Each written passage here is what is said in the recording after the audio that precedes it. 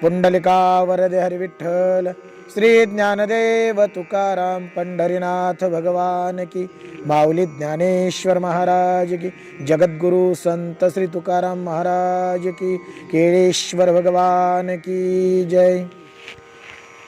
मोगाशा मोघ कर्मानो मोघ ज्ञाना विचेतसा, राक्षसी मासुरीं चैव प्रकृतीं मोहिनीं श्रिताः. माऊली महावैष्णव श्रीमंत श्री ज्ञानेश्वर भगवान आणि भगवान गोपाल श्री कृष्णजींनी धर्मक्षेत्रे कुरुक्षेत्रावर अर्जुनाला सांगितलेली श्रीमद भगवत गीता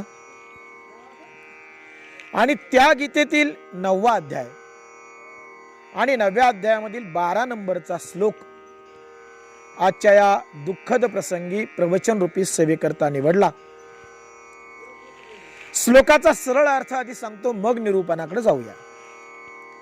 मोघाशा मोघ कर्मानो मोघ ज्ञाना विचेतसा, राक्षसी मासुरीं चैव प्रकृतीं मोहिनीं श्रिताः. मोघाशा, मोघ या शब्दाचा अर्थ आहे व्यर्थ, व्यर्थ. मोघाशा शब्द जर तोडला तर मोघ आशा, संधी विग्रह आपण करतो ना मराठी व्याकरण, संधी विग्रह केल्यानंतर मोघाशा या शब्दाचे 2 शब्द तयार होतात. मोघ आशा, आशा व्यर्थ आहेत. मोघ म्हणजे व्यर्थ, मोघ आशा त्यांच्या आशा व्यर्थ आहेत. मोघ कर्मानो त्यांची कर्म व्यर्थ आहेत. मोघ ज्ञाना त्यांचं ज्ञानही व्यर्थ आहे. विचेतसा म्हणजे ते विवेक शून्य आहेत, त्यांच्याकडे विवेक नाही. का बरं त्यांच्या बाबतीत असं बोललं गेलं? कारण त्यांनी राक्षसी प्रवृत्तीचा, राक्षसी प्रकृतीचा आश्रय केलेले आहेत, म्हणून त्यांच्या बाबतीत हे बोललं गेलं. 9व्या अध्यायामध्ये 2 प्रकृती सांगितल्या, एक दैवी प्रकृती सांगितली आणि एक राक्षसी प्रकृती सांगितली. म्हणजे काय? या जगतामध्ये 2 प्रकारचे जीव आहेत. एक दैवी संपत्तीचा आश्रय केलेले जीव आहेत आणि दुसरे जीव जे आहेत त्यांना राक्षसी प्रवृत्तीचं किंवा राक्षसी प्रकृतीचं आश्रय केलेले जीव म्हणतात. त्या दोनही जीवांच्या बाबतीत असं बोललं गेलं की हे दोनही विरोधी आहेत, बरं का. दैवी संपत्तीचा आश्रय करणारे आणि राक्षसी संपत्तीचा आश्रय करणारे, त्यांचे गुणधर्म वेगवेगळे आहेत. हा जो श्लोक या ठिकाणी मांडला गेलाय तो राक्षसी संपत्तीचा आश्रय करणाऱ्यांच्या बाबत मांडला गेलाय, बरं का. मग काय सांगितलं गेलं त्यांच्या बाबत? राक्षसी प्रकृतीचा आश्रय करणारे जे जीव आहेत त्यांच्या आशा व्यर्थ आहेत, त्यांची कर्म व्यर्थ आहेत, त्यांचं ज्ञान व्यर्थ आहे. हे काय व्यर्थ ठरलं? त्यांच्याकडे विवेक नाही आणि त्यांनी आसुरी प्रवृत्तीचा, आसुरी प्रकृतीचा, आसुरी संपत्तीचा आश्रय केलेला आहे, असा श्लोकाचा अर्थ आहे. जीवन जगत असताना तुमच्या माझ्या जीवनामध्ये आम्ही अनेक प्रकारची कर्म करतो. कर्म सुद्धा गुणांच्या अधीन आहेत, बरं का. 3 गुण आहेत, सत्व, रज आणि तम. बारकाईने ऐकताय सर्वजण, आवाज येतोय तुमच्यापर्यंत, तिकडे नाही गेला तर हरकत नाही. 3 प्रकारचे जीव, 3 प्रकारचे गुण आहेत, सत्वगुण, तमोगुण आणि रजोगुण. ज्या गुणाचा प्रभाव आपल्या अंतःकरणावर असेल त्या पद्धतीने आपल्या बुद्धीमध्ये विचार येतात आणि विचारांनुरूप कर्म घडतात, बरोबर. अंतःकरणावर प्रभाव ज्याचा आणि जशी परिस्थिती असेल ना तशी अंतःकरणात गुणांची निर्मिती होते. बघा ना, तुम्ही मंदिरात गेला तर साहजिकच सात्विक भाव जागा होतो. तमाशाला गेलो तर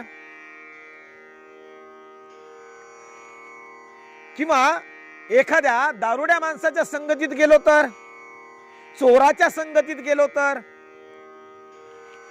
वेगवेगळ्या परिस्थितीमध्ये वेगवेगळ्या परिस्थितीमध्ये जशी परिस्थिती असेल त्या पद्धतीनं आपल्या अंतःकरणामध्ये गुणांची निर्मिती होते. बारकाईनं ऐका. मंदिरात गेलो तर सात्विक भाव सत्वगुणाची निर्मिती आहे. संसारात असू तर रजोगुणाची निर्मिती आहे. आणि विकारांनी युक्त परिस्थितीमध्ये जर गेलो तर तमोगुणाची निर्मिती आहे. जशा ज्या गुणाचा प्रभाव आपल्या अंतःकरणावर असतो ना तसे विचार निर्माण होतात. आणि जसे विचार आहेत ना तशी कर्म घडतात. म्हणून आपण जीवन जगत असताना कोणत्या कर्मांचं आचरण करावं आणि कोणती कर्म टाकावीत याबाबत सुद्धा विवेक असणं गरजेचं आहे. विवेकानं जे जीवन जगतात ना त्यांना त्यांच्या जीवनामध्ये पश्चाताप करण्याची वेळ फारशी येत नाही. नाहीच म्हटलं तरी चालतं. जे विवेकानं जगतात. विवेकशून्य माणसाला नेहमी दुःख आणि पश्चातापाला सामोरं जावं लागतं. विवेक म्हणजे काय? चांगलं वाईट, योग्य अयोग्य, नाही का, चुकीचं बरोबर याचा निवाडा करणारी जी बुद्धी असते त्याला विवेक बुद्धी म्हणतात. चांगलं काय आणि वाईट काय? विवेक कुणाकडे आहे? पशूंकडे विवेक नाही. पशूंकडे विवेक नाही, त्यांना चांगलं वाईट कळत नाही. पण माणसाला एक चांगल्या पद्धतीनं भगवंतांनी एक देणगी दिली ती म्हणजे सद विवेक बुद्धी. माणसाकडे बुद्धी आहे आणि योग्य अयोग्य त्याला कळतं, त्याचा निवाडा त्याला करता येतो. बर का? निवाडा करता येतो म्हणून त्याच्याकडून अपेक्षाही केली जाते की चांगलंच वाग. जनावरांकडून आपण अपेक्षा नाही करू शकत. जनावर त्याला पण जनावर ते जनावरच. आपण म्हणतो त्याला काय कळतंय? त्याला कळत नाही. कळत नाही म्हणजे त्याला योग्य अयोग्य कळत नाही. प्रत्येक जीवाला आहार, निद्रा, भय, मैथून प्रत्येक जीवाला आहे. पण माणसाकडे एक वेगळेपण आहे, तो म्हणजे विचार. माणसाकडे एक वेगळेपण आहे, ते म्हणजे बुद्धी. बर का? आणि म्हणून बुद्धीच्या जोरावर माणूस हा सर्व जीवांमध्ये, सर्व प्राण्यांमध्ये सर्वश्रेष्ठ ठरतो. त्याच्याकडे श्रेष्ठत्व येतं. त्याचं कारण आहे कारण त्याच्याकडे बुद्धी आहे. आणि त्या बुद्धीच्या जोरावर मानवानं काय काय प्रगती केली हे सांगण्याची आवश्यकता नाही. सर्व प्राणी मात्रांवर वरिष्ठम आणि वर्चस्व गाजवलं ते मानवानं गाजवलं. त्याचं कारण आहे सिंह, वाघ यांच्या ताकदीपुढे माणसाची काहीच ताकद नाही, काही शक्ती नाही. वाघापुढे आपलं काय? पण त्या वाघालाही आम्ही पिंजऱ्यात बंद केलं, त्याचं कारण आहे बुद्धी. खरंय ना? त्या वाघाला सुद्धा आम्ही आमच्या इशाऱ्यावर नाचवलं, त्याचं कारण आहे बुद्धी. म्हणून ही बुद्धी फार महत्वाची आहे. काय करावं काय करू नये हे आपल्याला विवेकानं कळतं. बरोबर आहे? आणि म्हणून नित्य विवेक जागृत असणं गरजेचं आहे. नित्य जागृत असणं गरजेचं आहे. कोणतंही कर्म करताना त्या कर्माच्या मुळाशी विवेक लावावा. विवेकाच्या कसोटीवर ते घासलं जावं. बर का? आणि मगच ते कर्म करावं की नाही हे ठरवावं. बारकाईनं ऐका. कर्म करताना आपण बऱ्याचदा त्या कर्माच्या बाबत विचार करत नाही. योग्य की अयोग्य याचा सुद्धा माणसं विचार करत नाही. जीवन जगत असताना कितीतरी अयोग्य कर्म आम्ही करतो.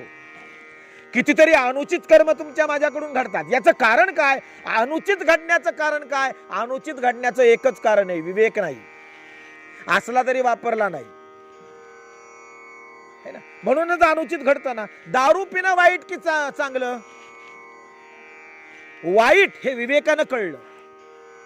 दारू पिणं वाईटच आहे हे विवेक आम्हाला सांगतो. पण पितात की नाही माणसं? मग विवेक वापरलाय का? अनुचितच आहे ना. आपल्या हातून होणारं कर्म हे अनुचित आहे हे कळून सुद्धा माणसं ती कर्म आचरण करतात. म्हणून ते फोल आहे, म्हणून ते व्यर्थ आहे. तुम्ही आम्ही का जन्माला आलो याचा जर उलगडा आम्हाला झालाच नाही तर समजायचं जन्माला येणं सुद्धा व्यर्थ आहे. नाही का? आम्ही जन्माला आलोय, पण का आलोय हा प्रश्न आम्ही कधीही स्वतःला विचारला नाही. आणि विचारला तरी आमची ढोबळ उत्तर आहे. जन्माला का आलो? म्हणाले घर बांधायचंय, पैसा कमवायचाय, मुलं बाळ सांभाळायची आहेत, जमीन वाढवायची आहे. आमची ढोबळ उत्तर आहे जन्माला का आलो. बरोबर आहे ना? आम्हाला संपत्ती कमवायची, आम्हाला आयुष्यात स्वतःचं असं घर असावं. माणसांचे बघा बरं का, माणसांचे टार्गेट काय, माणसाचं ध्येय काय. विचारलं ना का जगतोस रे बाबा, म्हणाला काय नाही हो, 2 मुलं आहेत, त्यांचं व्यवस्थित करून देणं. नाही का, ती मुलं व्यवस्थित एकदा रांकेला लागली ना की झालं, आपल्या जीवनाचं सार्थक झालं. का म्हणाले का जगताय? काय नाही म्हणाले, आयुष्यात एकदा असं ठरवलंयच मी की आपल्या नावावर 50 एकर जमीन असलीच पाहिजे. ठरवलंयच मी, आणि आयुष्यात एकदा तरी मी 50 एकर जमीन घेणार. टार्गेट बरं का माणसाचं ध्येय. काय हो म्हणाले का जगताय? काय नाही हो म्हणाले, आयुष्यभर झोपडीतच राहिलो आजपर्यंत. बरं का, आपली अशी इच्छा आहे ना, 2 मजली घर तरी आपलं झालं पाहिजे. माणसाच्या जीवनामध्ये तुम्ही आम्ही ठरवलेली ध्येय. बरं का, तुमची आमची ध्येय काय, आम्ही जगतो कशासाठी? कशासाठी जगतो? पैशासाठी जगतात माणसं, जमीन जुमला वाढवण्यासाठी जगतात माणसं, बायका पोरांसाठी जगतात माणसं, नातेवाईकांसाठी जगतात माणसं, पण स्वतःसाठी जगत नाही. ही शोकांतिका आहे. माणसं जन्माला आल्यापासून दुसऱ्यांसाठी जगत आली, पण स्वतःसाठी जगण्याचं विसरून गेली. माणसांनी दुसऱ्यांचं भलं केलं, पण स्वतःचं भलं करायचं राहूनच गेलं. नाही ना, खरं आहे की नाही? मुलाबाळांचं भलं केलं, बायकोचं भलं केलं, आई वडिलांचं संगोपन केलं, घर बांधलं, इस्टेट कमावली. अहो पण घर बांधून इस्टेट कमावून सुद्धा ती आपल्याला उपभोग, आपल्या नंतरच्यांना तो उपयोग झाला. आपण आपल्यासाठी काय केलं ही चाचपणी, ही तपासणी होणं गरजेचं आहे. मी माझ्यासाठी करतोय काय हे आम्ही बघितलंय का? कधी आम्ही स्वतःला प्रश्न केलाय का? घर बांधलं कुणासाठी? अहो म्हणाले 4 रूम काढल्यात घरामध्ये. 4 कशाला? अहो म्हणाले 4 मुलं आहेत, मग 4 जणांना 4 रूम नको? हा म्हणाले आधी होती ना तुम्हाला 10 एकर जमीन, मग आता 20 एकर, अजून 10 एकर का वाढवली? अहो म्हणाले 2 लेकरं आहेत, नाही का, 5-5 एकरात काय झालं असतं? आजकाल पाहतो आपण शेतीच्या बाबतीत काय 10-10 एकर एकाच्या वाट्याला आले ना म्हणजे ते सुखानं जगतील. अहो जमीन घेतली ती कुणासाठी घेतली? पोरांसाठी घेतली. घरामध्ये 4-4 रूम काढल्या, कुणासाठी काढल्या? पोरांसाठी काढल्या. याचा अर्थ असा नाही की करू नका, बरं का, केलं तर पाहिजेच, पण ते करत असताना आम्ही आमचं स्वतःचं आत्मपरीक्षण केलं पाहिजे. आम्ही स्वतःला प्रश्न विचारला पाहिजे की जे काही मी करतो आणि त्या करण्यामध्ये जो काही मी माझा वेळ गमावतोय, भगवंतानं मला दिलेलं आयुष्य, भगवंतांनी मला दिलेली वेळ, त्या वेळेचा मी सदुपयोग करतोय की दुरुपयोग करतोय? माणसं बऱ्याचदा प्रश्न केला ना, काय करतो रे? काय नाही म्हणाले, टाइमपास चाललाय. काय चाललाय? टाइमपास. काय करतोय रे? म्हणाला काय नाही, टाइमपास चाललाय. म्हणजे भगवंतांनी इतका वेळ दिलाय का टाइमपास होत नाही. खरं आहे ना? बघा ना तुम्ही, काही माणसं ना सहज काय हो म्हणाले, वेळच जात नाही, टाइमपासच नाही होत. काहीतरी टाइमपास करायला पाहिजे. हा टाइमपास शब्द आहे ना मुळात आयुष्यात नसावा, बर का, कारण टाइमपास करायला सुद्धा वेळ नाहीये. क्षणभंगूर नाही भरवसा, वारे सावध सोडा माया आशा. अल्प आयुष्य मानव देह, अल्प आयुष्य. टाइमपास करायला वेळ नाही. एक क्षण सुद्धा घालवण्यासाठी आपल्याकडे वेळ नाही. माणसांना पाहू करू, अजून बरंच आयुष्य आहे, लगेच कुठं देव देव करायचा नाही का? माणसांना सांगितलं ना, अरे नामस्मरण करा, चिंतन करा, संतांचं साहित्य वाचा, ग्रंथ वाचा. माणसं म्हणतात झालं का? अहो जगू द्या थोडस, लगेच कुठं देव देव करायचा. अहो जरा जगू द्या थोडस. मग जगणं म्हणजे काय? जगणं म्हणजे काय? कधी प्रश्न नाही करत हो आम्ही. लगेच कुठं म्हणाले तुम्ही देवधर्माला लावायला लागले. पाहू म्हणाले अजून भरपूर वेळ आहे, करता येईल निवांत. पाहू म्हणाले म्हातारपण कशाला आहे, देवदेव करायलाच आहे ना.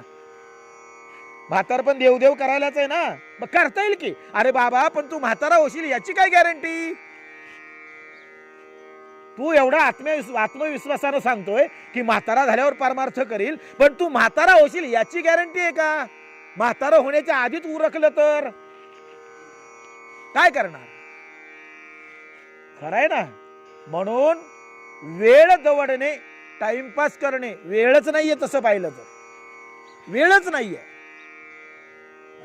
आपल्या आयुष्याच्या बाबतीत असं आहे, मराठीमध्ये म्हण आहे, रात्र थोडी सोंग फार आहे ना. म्हण म्हणजे काय? वेळ कमी आहे आणि साधायचं जास्त आहे. प्राप्त करण्यासाठी जे ध्येय आहे ना, ते ध्येय फार मोठं आहे, पण ते ध्येय प्राप्तीसाठी उपलब्ध असलेला वेळ मात्र कमी आहे.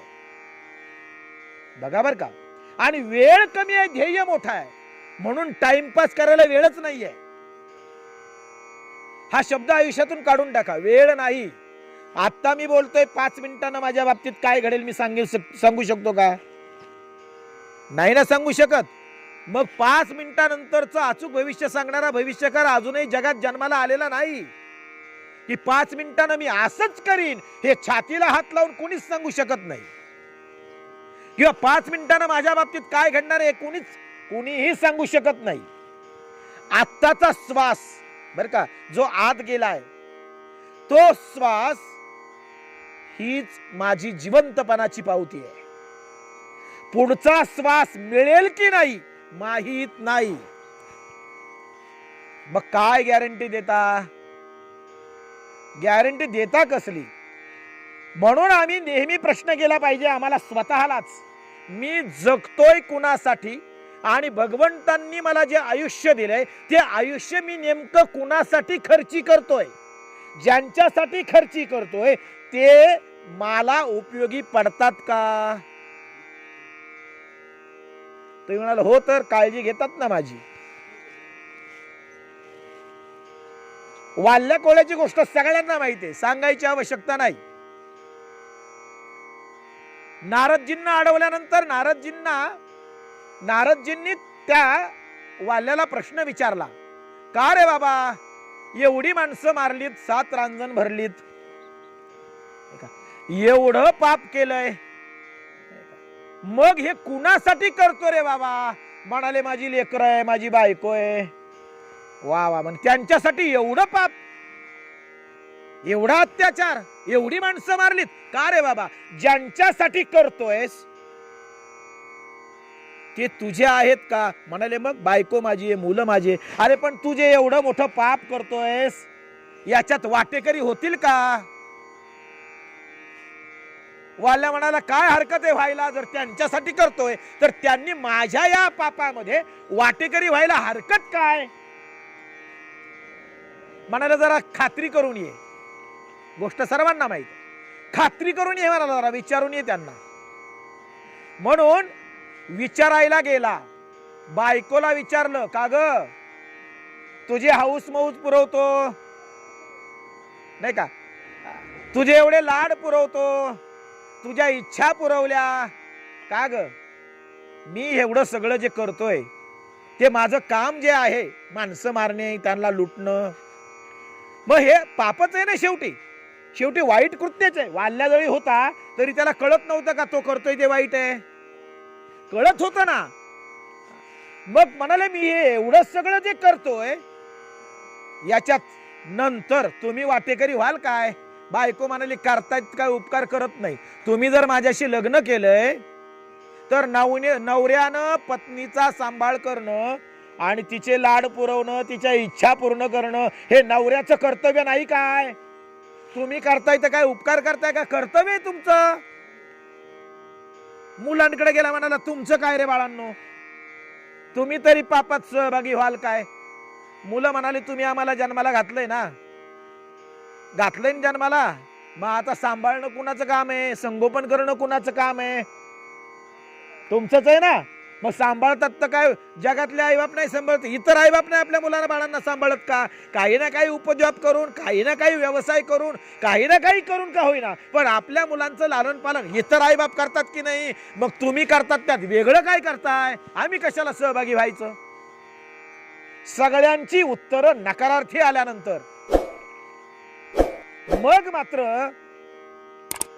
त्याच्या लक्षात आलं की आजपर्यंत जे जगलो ना, ज्यांच्यासाठी जगलो ना, त्यांनीच हात वर केले. ज्यांच्यासाठी जगलो त्यांनी हात वर केले. आता म्हणाला बस, आता बायकोही नको आणि मुलंही नको. आलेल्या संतांच्या पायावर डोकं ठेवायचं आणि त्यांना सांगायचं आता मला माझ्यासाठी जगायचं. त्या दिवशी त्या वाल्यानं निर्णय घेतला की मला आता माझ्या स्वतःसाठी जगायचं आहे. ज्या दिवशी त्यानं स्वतःसाठी जगायला सुरुवात केली ना, त्या दिवशी वाल्याचा वाल्मिकी झाला. लक्षात ठेवा, वाल्याचा वाल्मिकी केव्हा झाला?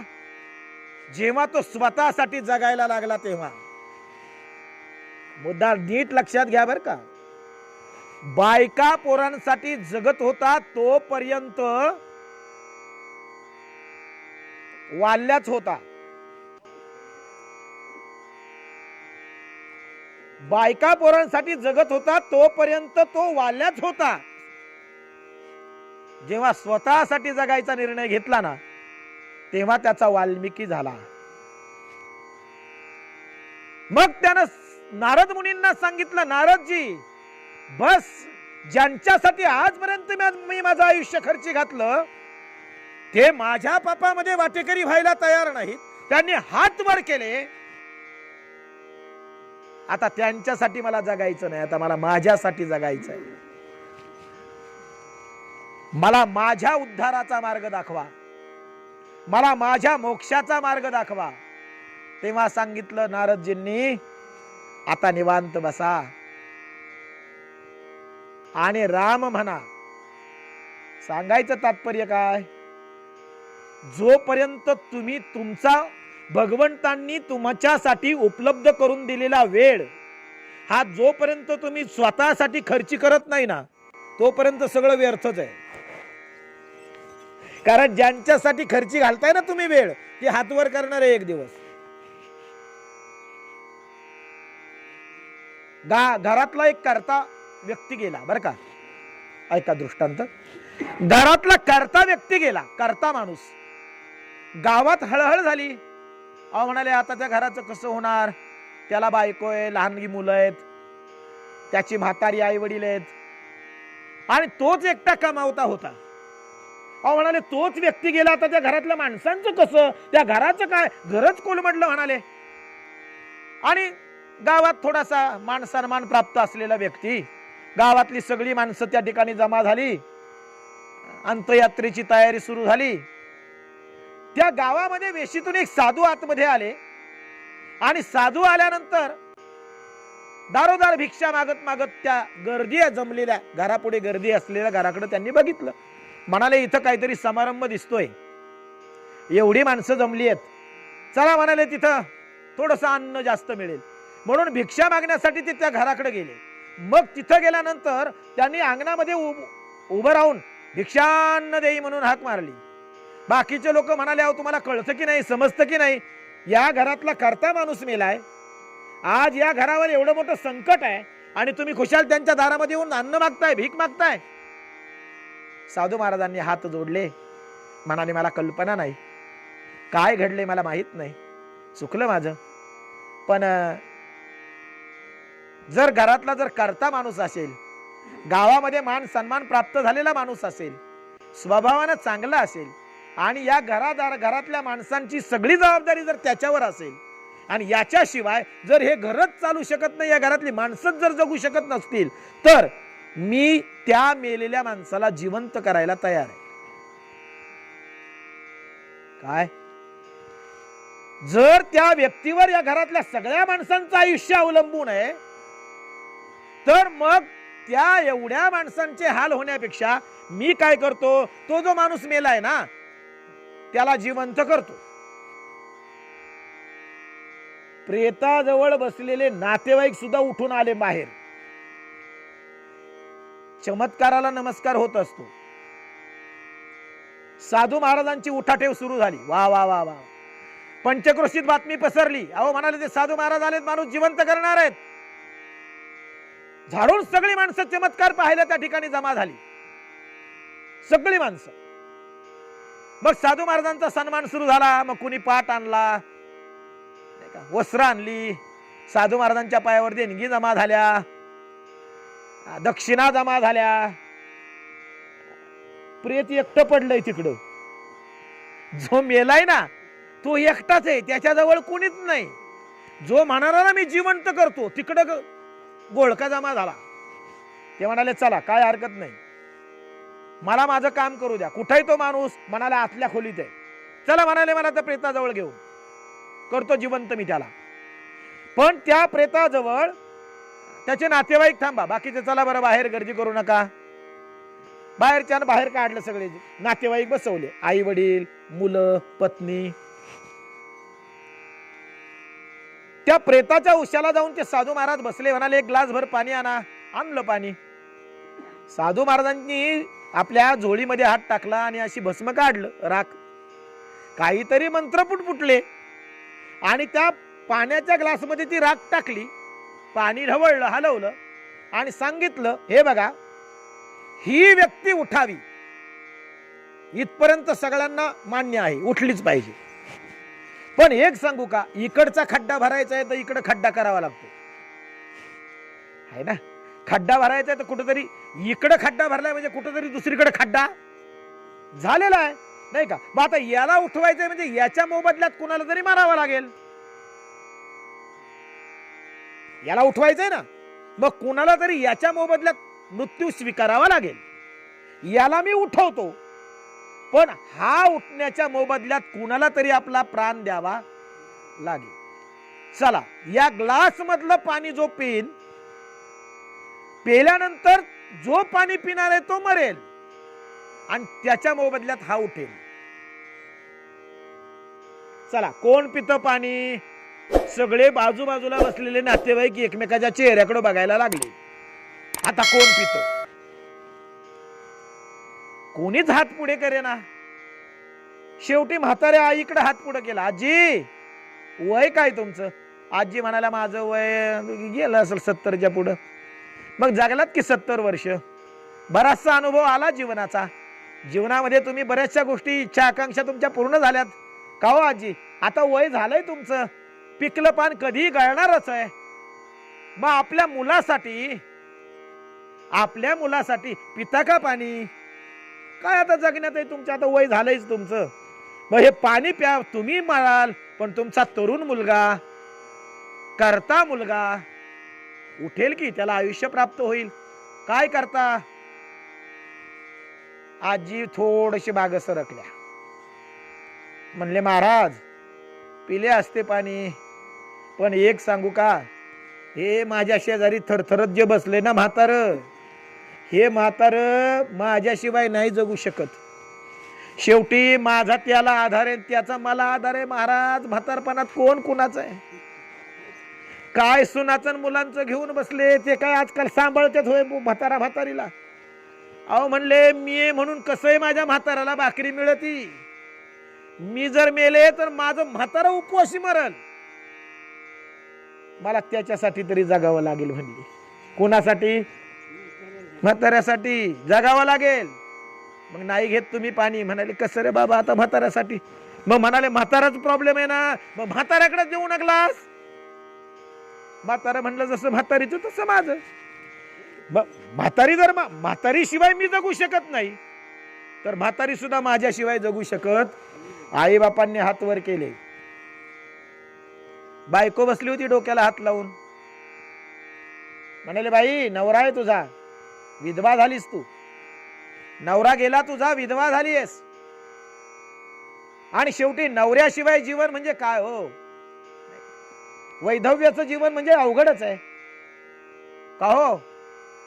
तुम्ही जर हे पाणी पिलात तर तुम्हाला पुन्हा सौभाग्य प्राप्त होईल. तुम्हाला पुन्हा सौभाग्य प्राप्त होईल, सौभाग्याचं मरण येईल. तुमची मुलं या बापाच्या आधारानं पुढे आयुष्य जगतील आणि तुमचा त्याग संपूर्ण जगामध्ये, नाही का, की एका पत्नीने आपल्या नवऱ्यासाठी त्याग केला. काय करता? पाहिजे का पुन्हा सौभाग्य? बायको म्हणाली, महाराज शेवटी नवरा तो नवरा आणि आई ती आई असते बर का. मी माझ्या नवऱ्यासाठी देहार्पण करीलही, पण माझ्या मुलांची आई जाईल. सख्खी आई ती सख्खी आई असते. शेवटी माझ्या मुलांची आई जाईल, त्यांना कोण जीव लावील? लहान आहेत माझी मुलं, त्यांना कोण सांभाळील? अहो येता जाता आई आई करतात, माझ्या मुलांचे हाल होतील. हा काय हो, उठल्यावर दुसरी बायको करील, पण सावत्राईचं काही खरं आहे का? तिनंही पाणी नाकारलं, मुलांनीही पाणी नाकारलं. गावकरी जे जमले होते मग म्हणाले, आता तुम्ही नातेवाईक तर कोणी घेतच नाही, चला म्हणाले, गावात मान सन्मान प्राप्त असलेला व्यक्ती आहे, गावाचा आवडता व्यक्ती आहे, पाहू गावातला कोणी घेतोय का. म्हणून दारात गेले, अंगणामध्ये जमलेल्या गर्दीकडे पाहून म्हणाले या ग्लास मधलं पाणी जो कोणी पिईल त्याचा प्राण जाईल, पण तू घरातला माणूस उठेल. कोण घेत? अक्षरशः पुढच्या 5 मिनिटांमध्ये सुखसुखाट झाला. सगळी गर्दी आपापल्या घरी गेली. लोकांना काय घेणे हो? सगळे आपापल्या घरी गेले. नातेवाईकांनी हात झाडले, गावानं हात झाडला, गेला तो एकटा गेला. मग ज्यांच्यासाठी आजपर्यंत जगत होता त्यांनी हात वर केले ना. म्हणून एक लक्षात घ्या, कुणीही कुणासाठी मरत नाही. जन हे दिल्या घेतल्याचे. द्याल तर लोक तुमच्या जवळ येतील, तुमच्याकडे काही नसेल ना तर कोणी रामराम सुद्धा करत नाही. असतील सीते तर जमतील भूते, मराठी म्हण माहित आहे ना. तुमच्याकडे काहीतरी असेल तर लोक जमा होतील, तुमच्याकडे जर काहीच नाही ना तर लोक धिक्कारतील. हा जनस्वभाव आहे, हा लोकांचा स्वभाव आहे. म्हणून लक्षात ठेवा, कुणीही कुणासाठी मरत नाही आणि जो दुसऱ्यांसाठी जगत राहिला ना त्याचं जगणं सुद्धा व्यर्थ आहे. व्यर्थच आहे ना. अहो ज्यांच्यासाठी जगतो ते जर आपल्यासाठी तेवढ्या पुरतं असतो, माझी बायको, माझी मुलगा, माझी आई. मग तुम्ही म्हणाल आता हे सगळं सोडायचं, वैराग्य धारण करायचं, संन्यास घ्यायचा आणि कुठेतरी एकांतात जायचं का? नाही ना हो, कर्तव्य करावी लागणार आहेत. ज्या अर्थी आम्ही गृहस्थाश्रमामध्ये जन्माला आलो, आम्ही गृहस्थाश्रमी म्हणून वावरतो, तर आम्हाला आमच्या कर्तव्यांना पारखवून चालणार नाही, कर्तव्य दूर ढकलून चालणार नाही. ज्या माईनं जन्म दिला त्या माईला सांभाळलं पाहिजे. ज्या पत्नीनं आपल्या हातामध्ये हात दिला त्या पत्नीचा सांभाळ केला पाहिजे. ज्या मुलांना आपण जन्म दिला त्या मुलांचं संगोपन केलं पाहिजे. पण करताना कर्तव्य म्हणून करा, तिथं गुंतू नका. हे करणं आहे म्हणून करा. गुंतलात ना की मग मात्र त्या ठिकाणी आपलं जगणं व्यर्थ ठरतं. गुंतायचे तर स्वतःमध्ये गुंता, जगायचंय तर स्वतःसाठी जगा. मी माझ्यासाठी काय करतो? मी बायकोसाठी करतो, मुलांसाठी करतो, आईसाठी करतो, बापासाठी करतो, गावासाठी करतो, तालुक्यासाठी करतो, जिल्ह्यासाठी करतो, राज्यासाठी करतो, पण मी माझ्यासाठी काय करतो?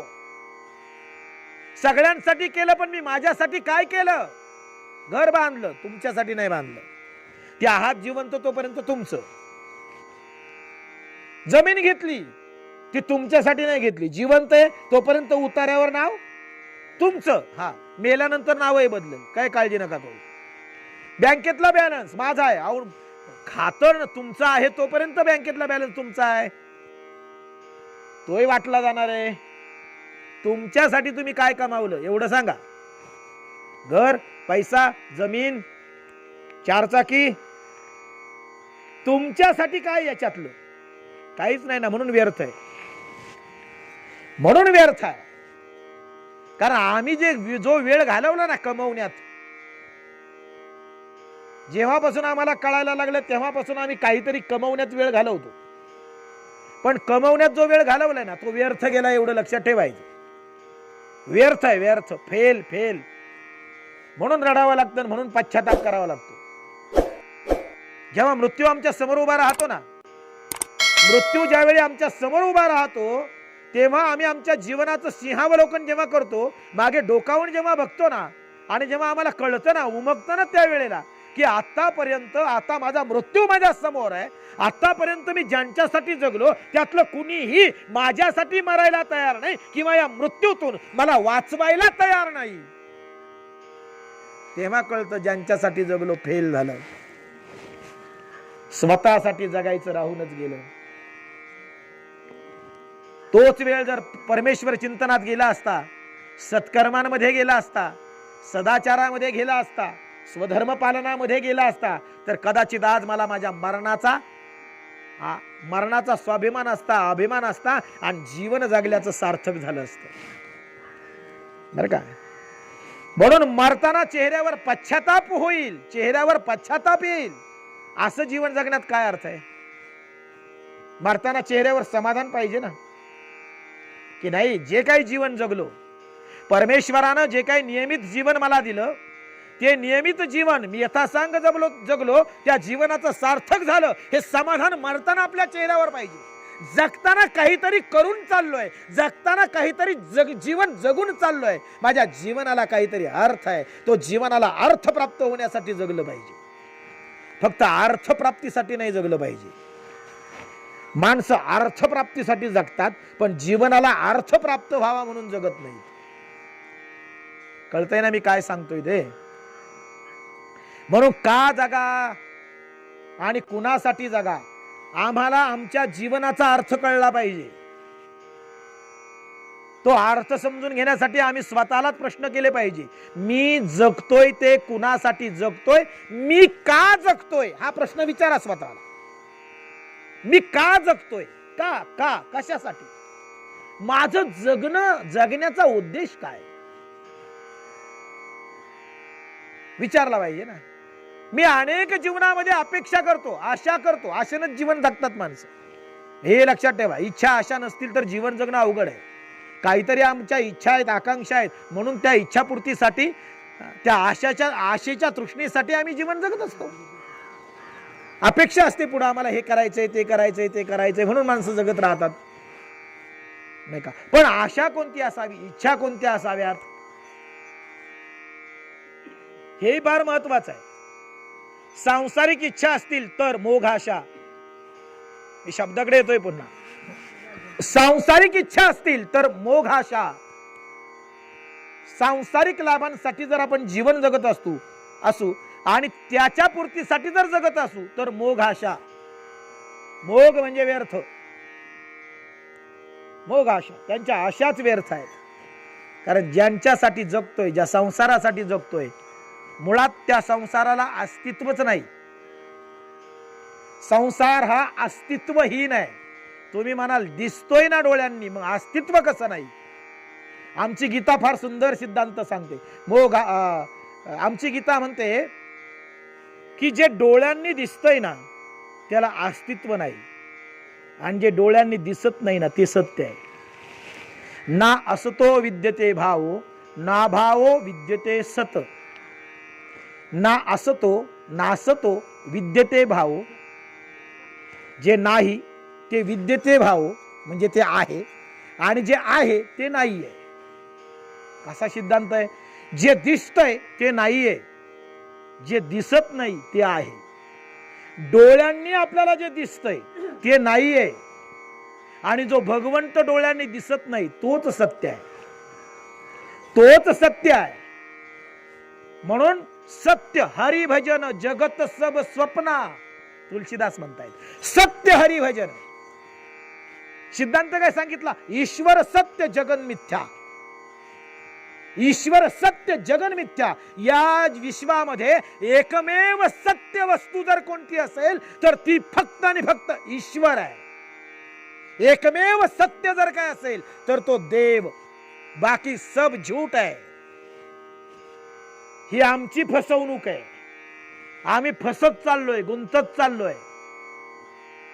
चिखलामध्ये अडकलेला माणूस जितका हातपाय हलवतो ना तितका तो रुतत जातो.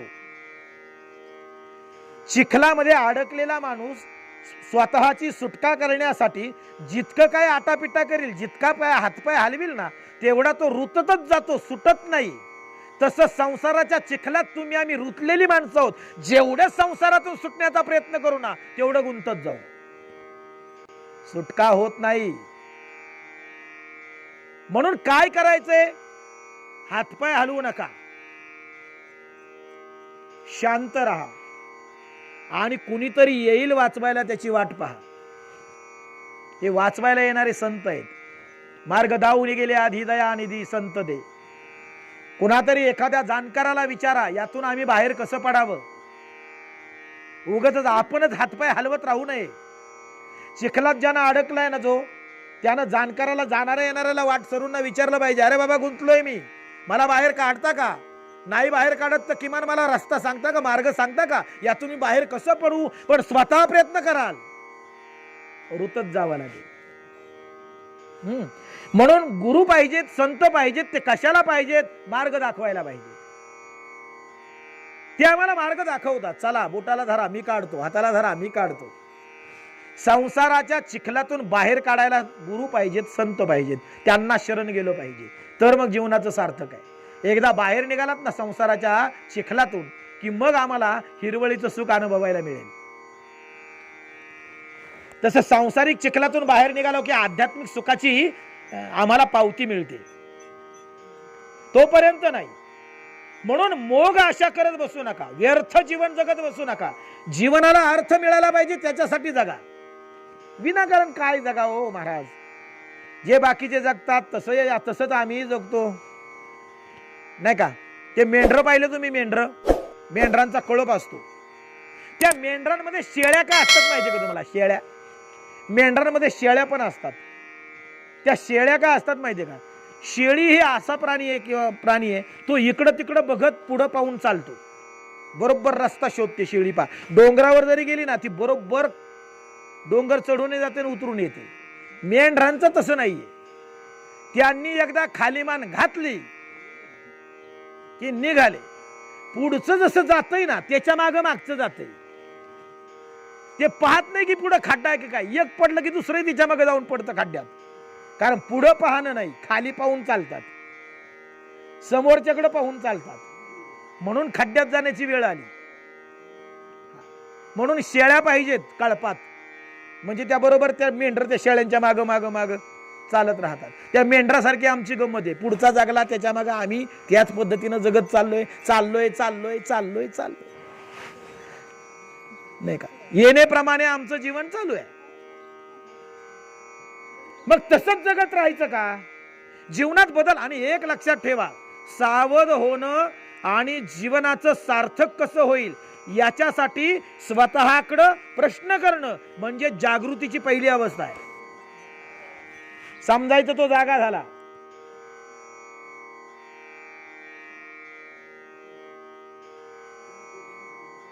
समजायचं तो जागा झाला.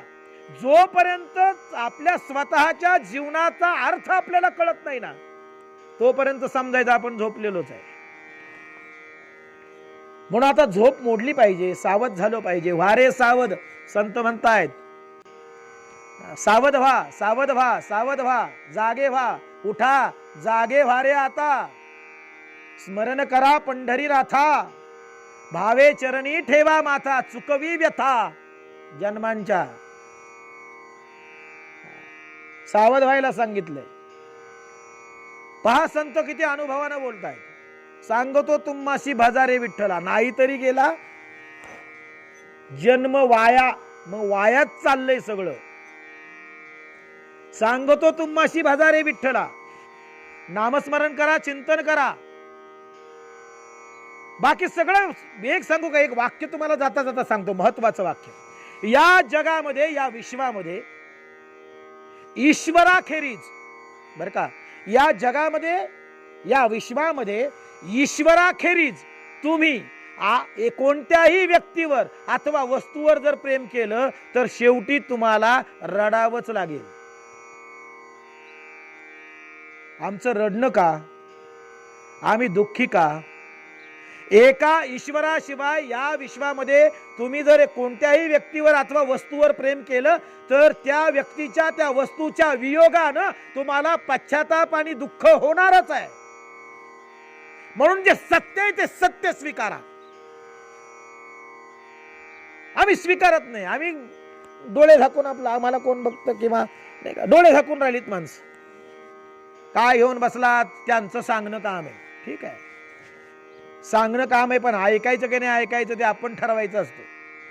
किती वेळा सांगितलं मास्क लावा, सॅनिटायझर वापरा, गर्दीत जाऊ नका. माणसं ऐकतात का? नाही ऐकत. मग दुसरी आली लाट, आता तिसरी येईल.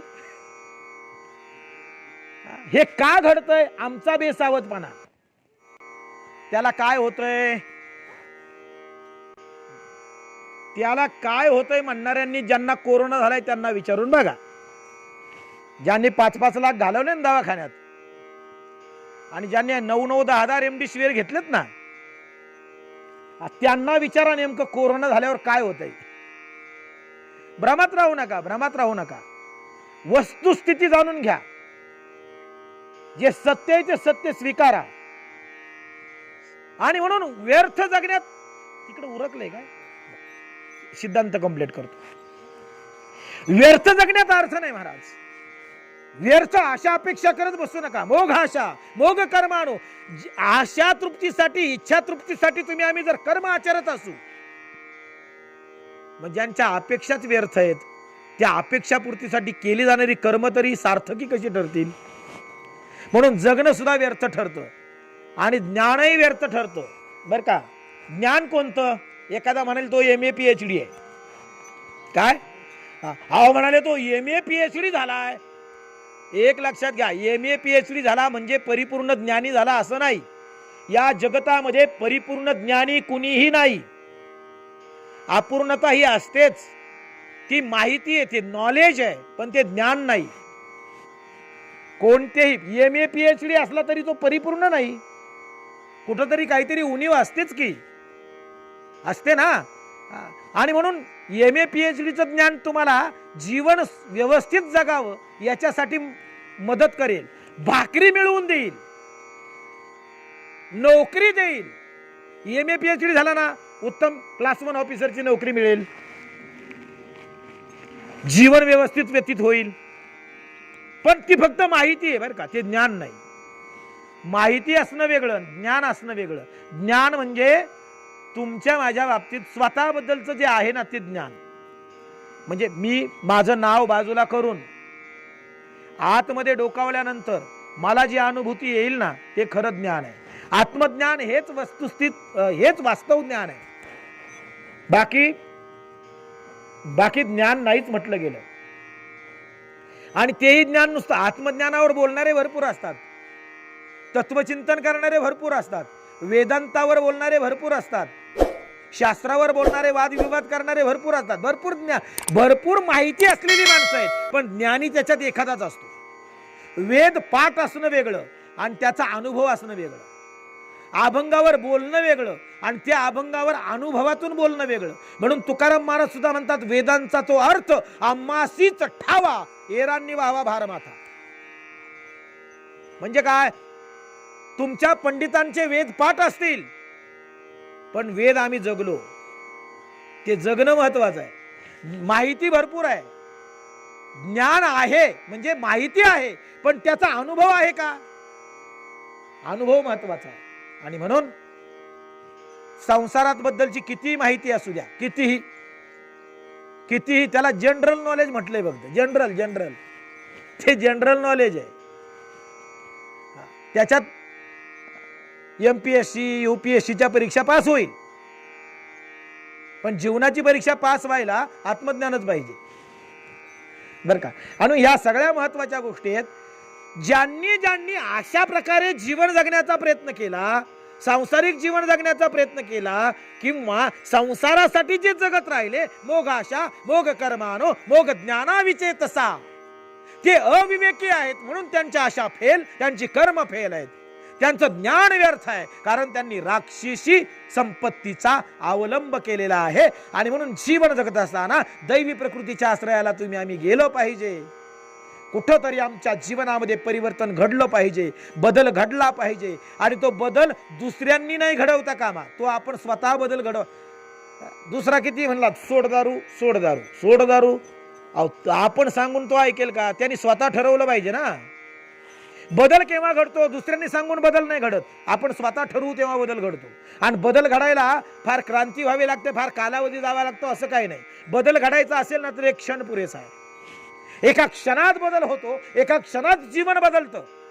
आणि म्हणून तो क्षण तुमच्या माझ्या जीवनामध्ये निर्माण हो. तुमच्या माझ्या जीवनामध्ये जीवनाचं सार्थक कसं होईल याचं मार्गदर्शन करणारे उत्तम मार्गदर्शक आणि संत तुमच्या माझ्या आयुष्यामध्ये आम्हाला सर्वांना प्राप्त होत. आपलं जीवन सार्थकी लागेल आणि आपल्या जीवनाला काहीतरी अर्थ प्राप्त होईल, असं अर्थपूर्ण जीवन तुमचं माझं निर्माण हो. जीवनामध्ये तुमच्या माझ्याकडून सर्वांकडूनच सत्कर्म घडो, सदाचार घडो, उत्तम जीवन मूल्यांचं आपल्या जीवनामध्ये अनुकरण घडो, अशी या ठिकाणी आपण एक सदिच्छा व्यक्त करूया. आणि जीवन संपवत असताना मृत्यू आमच्या समोर उभा राहिला तेव्हा त्या मृत्यूच्या डोळ्यात डोळे घालून आम्ही जीवन संपवलं पाहिजे. त्या मृत्यूच्या नजरेला नजर भेडवीत आम्ही मृत्यूचा स्वीकार केला पाहिजे. जीवन संपवताना आमच्या जीवनामध्ये पश्चाताप न राहता जीवनाच्या शेवटी मृत्यूच्या वेळी आमच्या चेहऱ्यावर समाधान पाहिजे. ते समाधान मिळवण्यासाठी आम्हाला आमचं जीवन तशा पद्धतीनं जगणं गरजेचं आहे. आणि म्हणून ते समाधान आम्हाला मिळवायचं आहे. त्याच्यासाठी जीवनात सार्थक कशात आहे ते सार्थक ओळखून आम्ही आमच्या जीवनाकडं सकारात्मक दृष्टीनं बघितलं पाहिजे. आणि ती दृष्टी तुम्हाला सर्वांना लाभो अशी या ठिकाणी भगवंताच्या चरणी प्रार्थना करतो.